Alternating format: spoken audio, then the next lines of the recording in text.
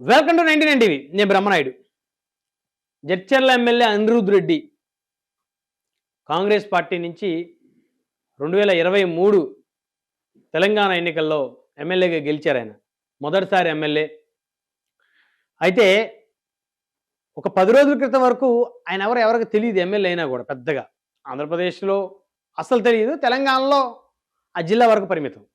కానీ ఎప్పుడైతే AP deputy CM Pawan Kalyan గారి మీద ఆయన మాట్లాడారో, పవన్ కళ్యాణ్ గారి సినిమాలు ఆపుతామని ఆయన ఎప్పుడైతే మాట్లాడారో, అప్పుడు రెండు తెలుగు రాష్ట్రాల్లో ఎవరి అనిరుద్ రెడ్డి అని చెప్పేసి పబ్లిక్ అంతా ఆయన వైపు తిరిగి చూసిన పరిస్థితి.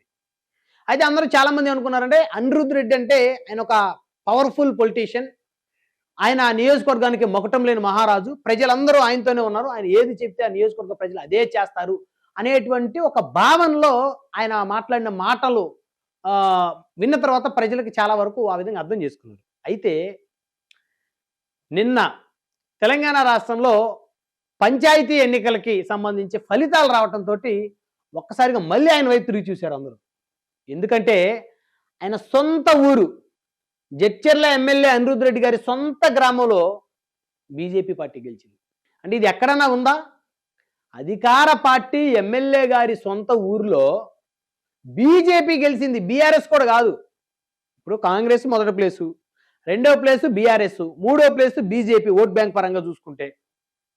కానీ ఈ ఎమ్మెల్యే గారి ఊరిలో సొంత గ్రామంలో బీజేపీ అభ్యర్థి గెలిచారు.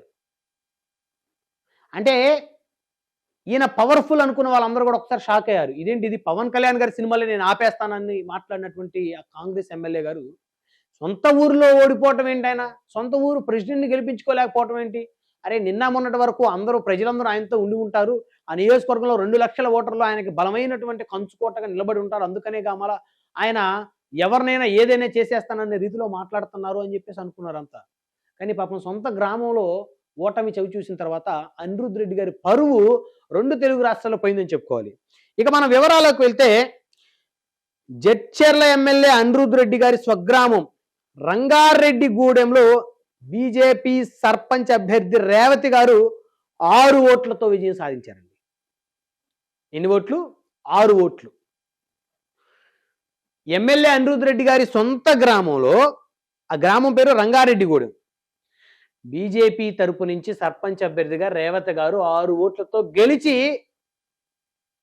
నియోజకవర్గం మొత్తం తమ వైపుకి తిరిగి చూసేలా చేసుకున్నారు ఆవిడ.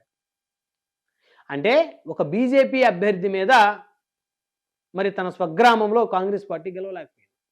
అంటే తనకు పట్టు లేదు అని చాలా స్పష్టంగా తేలిపోయింది అక్కడ. ఇక రీకౌంటింగ్ పట్టుబట్టారంట కాంగ్రెస్ వాళ్ళు. రీకౌంటింగ్ తర్వాత బీజేపీ సర్పంచ్ అభ్యర్థి రేవతి గారికి 31 ఓట్లు ఆధిక్యంతో వారు మళ్ళీ గెలుపొందారు.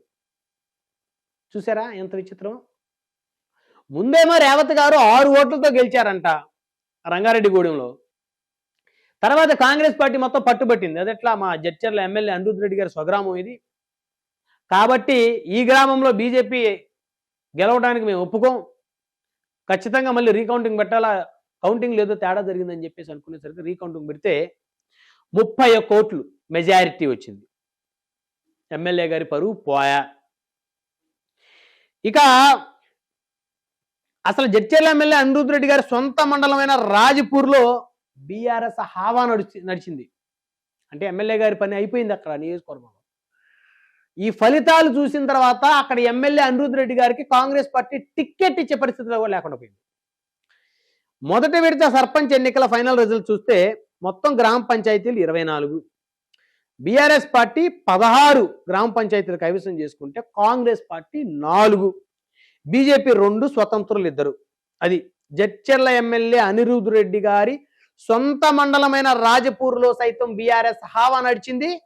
సో 24 పంచాయతీలకు గాను బీఆర్ఎస్ పార్టీ 16 పంచాయతీలు కైవసం చేసుకుంటే కాంగ్రెస్ పార్టీ 4 పరిమితమైంది, బీజేపీ 2, స్వతంత్రులు 2. అది ఎమ్మెల్యే గారి గ్రాఫ్ పడిపోయింది. జడ్చర్ల ఎమ్మెల్యే అనిరుద్ రెడ్డి గారి గ్రాఫ్ తగ్గిపోయినట్టు స్పష్టంగా ఈ పంచాయతీ ఎన్నికల ఫలితాలు చెప్తా ఉన్నాయి. జడ్చర్ల ఎమ్మెల్యే అనిరుద్ రెడ్డి గారు ఒక బలమైన నాయకుడు అనేటువంటి అపోహ ప్రజల్లో పూర్తిగా తొలగిపోయింది. ఆయన ఒక్కసారి మాత్రమే ఎమ్మెల్యేగా గెలిచినటువంటి నాయకుడు. ఇప్పుడు ఈ పంచాయతీ అభ్యర్థులు యొక్క ఫలితాలు వెలువడిన తర్వాత ఎమ్మెల్యే గారి గ్రాఫ్ బాగా డౌన్ అయిపోయింది. సొంత ఊర్లో బీజేపీ గెలిచింది. సొంత మండలంలో 24 పంచాయతీలు ఉంటే 16 పంచాయతీలు బీఆర్ఎస్ కైవసం చేసుకుంటే 4 మాత్రమే కాంగ్రెస్ పరిమితమైంది. 2 బీఆర్ఎస్, 2 స్వతంత్ర అభ్యర్థులు. సో కాబట్టి ఇక ఎమ్మెల్యే గారి రాజకీయ డౌన్ఫాల్ మొదలైందని చెప్పాలి. ఎందుకంటే ఆంధ్రప్రదేశ్లో జగన్మోహన్ రెడ్డి గారు కూడా పవన్ కళ్యాణ్ గారిని ఇష్టానుసారంగా మాట్లాడారు. ఏమైందేమో కానీ 11 స్థానాలకు ఆయన పరిమితమయ్యారు. ఇక్కడ అనిరుద్ధ్ రెడ్డి గారు మరి ఆయన అటెన్షన్ కోసం మాట్లాడారా, నేను కూడా ఒక ఎమ్మెల్యేని ఉన్నానని చెప్పేసి మాట్లాడారేమో తెలియదు కానీ రాజోల్లో జరిగినటువంటి పవన్ కళ్యాణ్ గారు స్పీచ్కి సంబంధించినటువంటి అంశం మీద ఆయన మాట్లాడి పవన్ కళ్యాణ్ గారు సినిమాలు ఆపేస్తామని ఆయన ఎప్పుడైతే మాట్లాడారో ఏపీ తెలంగాణ 2 రాష్ట్రాల్లో కూడా పవన్ కళ్యాణ్ గారు అభిమానులు అనిరుద్ధ్ రెడ్డి గారిని పెద్ద ఎత్తున టార్గెట్ చేశారు. చివరికి ఇప్పుడు ఎన్నికల ఫలితాలు చూస్తే పాపం ఆయన పరిస్థితి అత్యంత దైనందినంగా మారిపోయింది. అంటే ఈ ఫలితాలు ఈ పంచాయతీ అంటే అధికార పార్టీ బలంగా ఉన్నప్పుడు అధికార పార్టీ ఎమ్మెల్యే ఉన్నటువంటి నియోజకవర్గంలో అసలు ఆ అపోజిషన్ పార్టీకి కనీసం 30% స్థానాలు కూడా వచ్చేటువంటి అవకాశం ఉండదు. అలాంటిది ఎమ్మెల్యే గారు సొంత ఊర్లోనే ఆయన ఓడిపోయిన పరిస్థితి. ఆయన ఓడిపోయినట్టే లెక్క. ఆయన సొంత గ్రామంలో ఓడిపోతే ఆయన ఓడిపోయినట్టే ఇక్కడ పరిగణించాల్సిన పరిస్థితి. సో కాబట్టి నిజంగా కాంగ్రెస్ పార్టీ జడ్చర్ల ఎమ్మెల్యే అనిరుద్ధ్ రెడ్డి గారు రాజకీయంగా గడ్డు కాలం ఎదుర్కొంటున్నారు అనేది ఖచ్చితంగా చెప్పొచ్చు. మొత్తానికి నిన్నటి నుంచి కూడా ఈ ఎపిసోడ్, ఈ రిజల్ట్స్ ఫలితాలు గల్లీ నుంచి ఢిల్లీ వరకు అందరికి తెలిసిపోయాయి. దానికి కారణం జనసేన పార్టీ, జన సైనికులు. వాళ్ళు సోషల్ మీడియాలో, యూట్యూబ్లో, ట్విట్టర్లో సో వైరల్ మీద వైరల్ చేసేస్తా ఉన్నారు.